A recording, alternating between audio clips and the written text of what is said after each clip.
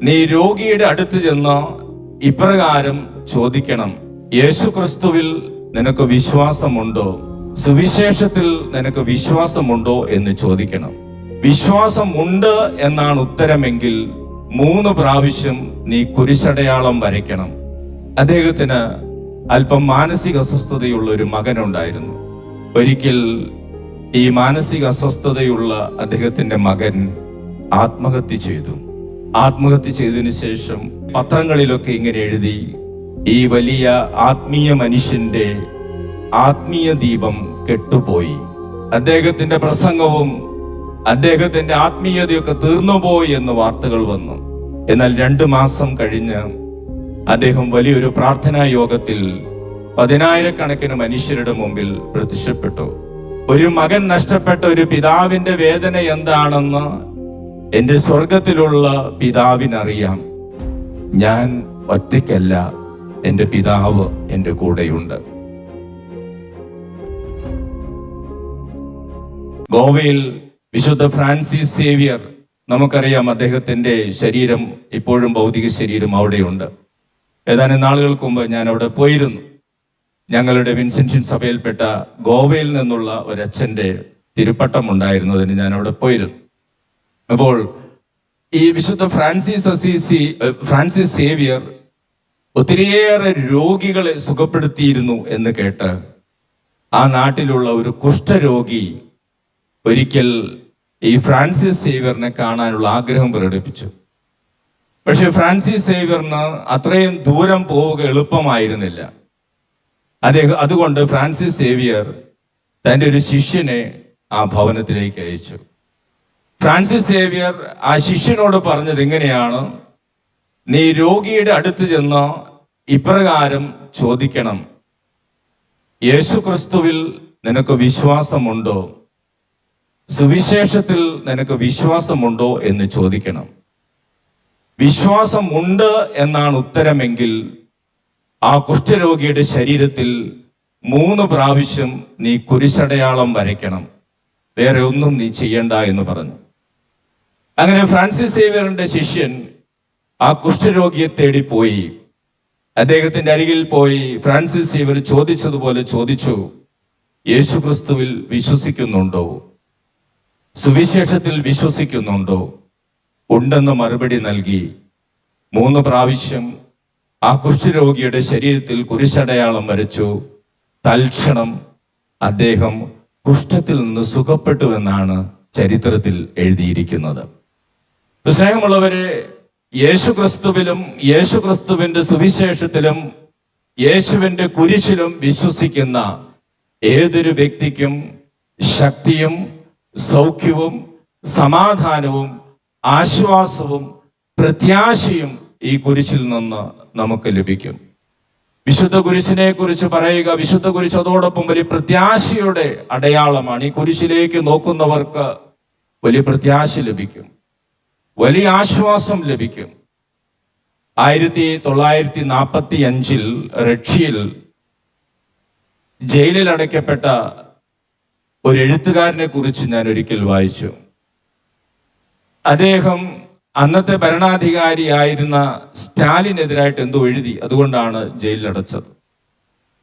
കുറച്ചു വർഷങ്ങൾ അദ്ദേഹത്തിന് ഖനി തൊഴിലാളിയായും മറ്റു കൂലിപ്പണികൾ ചെയ്തും അവിടെ കഠിനമായ യാതനകളിലൂടെ അദ്ദേഹം കടന്നു പോവുകയാണ്. അദ്ദേഹം അങ്ങനെ കടന്നു പോകുമ്പോൾ ആവശ്യത്തിന് ഭക്ഷണം കിട്ടുന്നില്ല, മരുന്ന് കിട്ടുന്നില്ല. ഓരോ ദിവസവും വളരെയധികം ജോലി ചെയ്യണം. ഒരു ദിവസം അദ്ദേഹം നദീതീരത്തിൽ നിന്ന് മണല് വാരുന്ന ജോലിയായിരുന്നു. അങ്ങനെ മണലിങ്ങനെ കളച്ച് വാരിക്കൊണ്ടിരുന്നപ്പോൾ അദ്ദേഹം തളർന്നു പോയി. അദ്ദേഹം മണൽത്തിട്ടയിലൊന്ന് കയറിയിരുന്നു. അപ്പോൾ അവരുടെ നിയമം എങ്ങനെയാണ്, ജയിലിൽ ആരെങ്കിലും ജോലിക്കിടയിൽ കയറിയിരുന്നാൽ പട്ടാളക്കാർ വരും. അവരൊന്നുകിൽ അനുവാദമില്ലാതെയാണ് ചെയ്യുന്നെങ്കിൽ അടിച്ചു കൊല്ലും, അല്ലെങ്കിൽ ഷൂ ഒക്കെ ഇട്ട് ചവിട്ടി അവരെ ഞെരിച്ചു കൊല്ലും. അപ്പോൾ ഇദ്ദേഹം വിചാരിച്ചു, മരിക്കണമെങ്കിൽ മരിക്കട്ടെ, കൊല്ലണമെങ്കിൽ കൊല്ലട്ടെ എന്ന് കരുതി നിരാശയോടുകൂടെ മണൽത്തട്ടിൽ അദ്ദേഹം ഇരിക്കുക. അങ്ങനെ താഴേക്ക് നോക്കി നിരാശയോടെ ഇരിക്കുമ്പോൾ ഒരു സഹതടവുകാരൻ അദ്ദേഹത്തിന്റെ അരികിൽ വന്ന് മണലിൽ അദ്ദേഹത്തിന്റെ വിരലുകൊണ്ട് ഒരു കുരിശടയാളം വരച്ചു പോയി. ആ കുരിശടയാളം വരച്ച് അദ്ദേഹം പോയതിനു ശേഷം ഈ മനുഷ്യൻ ആ മണലിലെ കുരിശടയാളത്തിലേക്ക് നോക്കിയപ്പോൾ ക്രിസ്തുവിന്റെ മുഖവും ക്രിസ്തുവിന്റെ പീഠകളും അദ്ദേഹത്തിന്റെ മനസ്സിലേക്ക് വന്നു. ഒരു പുതിയ ശക്തി എവിടെ നിന്നോ വന്നു, ഒരു പുതിയ ഉണർവ് ലഭിച്ചു. അദ്ദേഹം ഉടനെ തന്നെ എഴുന്നേറ്റ് അദ്ദേഹം ജോലി ചെയ്യാൻ തുടങ്ങി. പിന്നീട് ഏതാനും നാളുകൾക്ക് ശേഷം അദ്ദേഹം ജയിലിൽ നിന്ന് മോചിതനൊക്കെയായി. അദ്ദേഹം മനോഹരമായ ഗ്രന്ഥങ്ങൾ എഴുതാൻ തുടങ്ങി.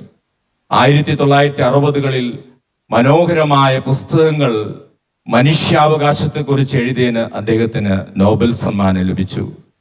അദ്ദേഹത്തിന്റെ പേര് അലക്സാണ്ടർ എന്നാണ്. അപ്പോൾ സ്നേഹമുള്ളവരെ, അദ്ദേഹത്തിന്റെ ജീവിതത്തിൽ നിരാശ കൊണ്ട് നിറഞ്ഞ് മരിക്കണമെങ്കിൽ മരിക്കട്ടെ എന്ന് കരുതി മണലിലേക്ക് നോക്കിയിരുന്നപ്പോൾ അദ്ദേഹത്തിന്റെ ഹൃദയത്തിലേക്ക് പ്രത്യാശയായിട്ട് വന്നത് ഒരു സഹതടവുകാരൻ മണലിൽ വിരൽ കൊണ്ട് വരച്ച കുരിശിലേക്ക് നോക്കിയപ്പോൾ അദ്ദേഹത്തിന്റെ ഹൃദയത്തിലേക്ക് കയറി വന്ന ഊർജം കൊണ്ടാണ്. അതാണ് നമ്മോട് തിരുസഭ പഠിപ്പിക്കുന്ന ജീവിതത്തിന്റെ ദുഃഖങ്ങളിൽ, വേദനകളിൽ, പ്രയാസങ്ങളിൽ, രോഗങ്ങളിൽ, ഒറ്റപ്പെടലുകളിൽ, തകർച്ചകളിൽ കുരിശിലേക്ക് നോക്കിയാൽ നമുക്ക് ആശ്വാസം ലഭിക്കും. കുരിശിലേക്ക് നോക്കിയാൽ നമുക്ക് പ്രത്യാശ ലഭിക്കും. ഒരു കാര്യം കൂടെ പറഞ്ഞ് ഞാൻ അവസാനിപ്പിക്കുക. അമേരിക്കയിൽ വളരെ പ്രശസ്തനായിട്ടുള്ള ഒരു ക്രിസ്ത്യൻ റൈറ്ററാണ് റിക് വാറൻ എന്ന് പറയുന്ന ഒരു ആത്മീയ പിതാവ്. അമേരിക്കൻ പ്രസിഡന്റ് ആയിരുന്ന ബറാക് ഒബാമയൊക്കെ അദ്ദേഹത്തിന്റെ പ്രസംഗങ്ങൾ കേൾക്കുകയും അദ്ദേഹത്തെ വല്ലാതെ ഇഷ്ടപ്പെടുകയും ഫോളോ ചെയ്തിരുന്ന ഒരാളാണ് ഈ റിക് വാറൻ എന്ന് പറയുന്ന എഴുത്തുകാരൻ. അദ്ദേഹത്തിന്റെ വളരെ മനോഹരമായിട്ടുള്ളൊരു പുസ്തകമാണ് ദ പർപ്പസ് ഡ്രിവൺ ലൈഫ് എന്ന് പറയുന്ന ഒരു പുസ്തകം. ജീവിതത്തിന്റെ ലക്ഷ്യം മുൻനിർത്തിയുള്ള ജീവിതം എന്നൊരു പുസ്തകം. ഒരുപക്ഷെ വിശുദ്ധ ഗ്രന്ഥം കഴിഞ്ഞാൽ ലോകത്തിൽ ഏറ്റവും അധികം വിറ്റുപോയിട്ടുള്ള ക്രിസ്ത്യൻ ബുക്സിൽ അതിന്റെ കൂട്ടത്തിൽ പെടുന്ന ഒരു പുസ്തകമാണ് ദ പർപ്പസ് ഡ്രിവൺ ലൈഫ് എന്ന റിക് വാറന്റെ പുസ്തകം. അദ്ദേഹത്തിന് ഞാൻ നേരത്തെ പറഞ്ഞ പോലെ അമേരിക്കൻ പ്രസിഡന്റൊക്കെ അദ്ദേഹത്തിന്റെ സ്നേഹിതനായിരുന്നു. അദ്ദേഹത്തിന് ഉപദേശം വാങ്ങിയിരുന്ന ഒരാളായിരുന്നു ബറാക് ഒബാമയൊക്കെ. അദ്ദേഹത്തിന് അല്പം മാനസിക അസ്വസ്ഥതയുള്ള ഒരു മകനുണ്ടായിരുന്നു. ഒരിക്കൽ ഈ മാനസിക അസ്വസ്ഥതയുള്ള അദ്ദേഹത്തിന്റെ മകൻ ആത്മഹത്യ ചെയ്തു.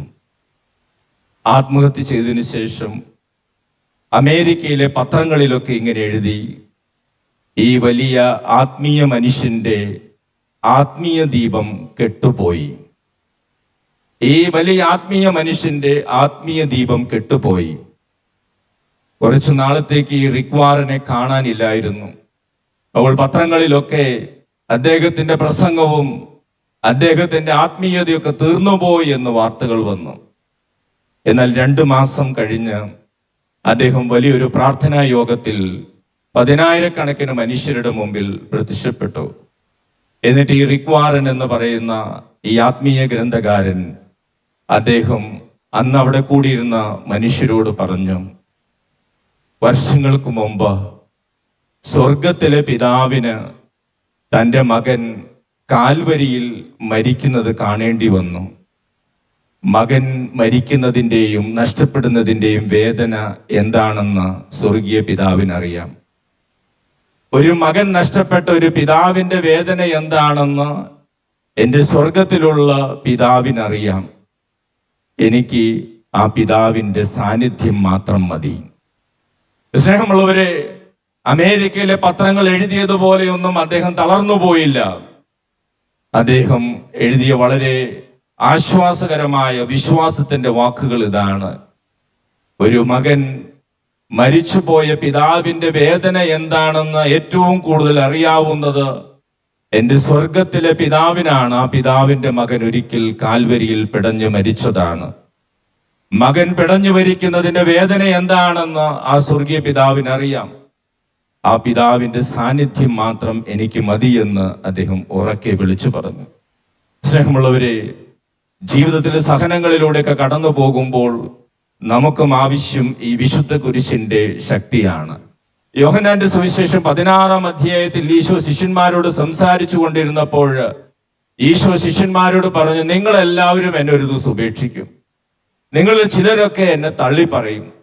നിങ്ങളെ സ്നേഹിച്ച് വളർത്തി വലുതാക്കി കൊണ്ടു നടന്നതാണ്, പക്ഷേ നിങ്ങൾ എന്നെ തള്ളി പറയും, നിങ്ങൾ എന്നെ ഉപേക്ഷിച്ചു പോകും, ഞാൻ ഒറ്റപ്പെടും. എന്നിട്ട് ഈശോ അവരോട് പറഞ്ഞത് ഇങ്ങനെയാണ്, എങ്കിലും എനിക്ക് ആകുലതയില്ല. അതിന്റെ കാരണം ഇതാണ്, I am not alone, my father is with me. ഞാൻ ഒറ്റയ്ക്കല്ല, എൻ്റെ പിതാവ് എൻ്റെ കൂടെയുണ്ട്. അപ്പോൾ ഈശോ ശിഷ്യന്മാരോട് പറഞ്ഞ വലിയൊരു ആത്മീയ ചിന്ത ഇതായിരുന്നു, വളർത്തി വലുതാക്കിയവരും സ്നേഹിച്ചവരും നമ്മൾ ഒത്തിരി ഉപകാരങ്ങൾ ചെയ്തവരും സഹായിച്ചവരും ഒക്കെ നമ്മളെ ഉപേക്ഷിച്ചു പോകുമ്പോഴും മനസ്സിൽ നിരാശ വരാതിരിക്കണമെങ്കിൽ ഒരേ ഒരു ചിന്തയാണ് ഈശോ നമുക്ക് പറഞ്ഞു തരുന്നത്. ഈശോയ്ക്ക് ഉണ്ടായിരുന്ന ചിന്ത, നീ ഒറ്റയ്ക്കല്ല, നിന്റെ ദൈവം നിന്റെ കൂടെയുണ്ട് എന്നുള്ള ബോധ്യത്തിൽ വളരുക. I'm not alone, my father is with me. ഞാൻ ഒറ്റയ്ക്കല്ല, എൻ്റെ പിതാവ് എൻ്റെ കൂടെയുണ്ട്. സ്നേഹമുള്ളവരെ, നമ്മുടെ അനുദിന ജീവിതത്തിലും ബുദ്ധിമുട്ടുകളിലും പ്രയാസങ്ങളിലൊക്കെ കടന്നു പോകുമ്പോൾ നമുക്കും ചിന്തിക്കാം, നമ്മൾ ഒറ്റയ്ക്കല്ല, നമ്മുടെ കുരിശുമുത്തപ്പൻ നമ്മുടെ കൂടെയുണ്ട്.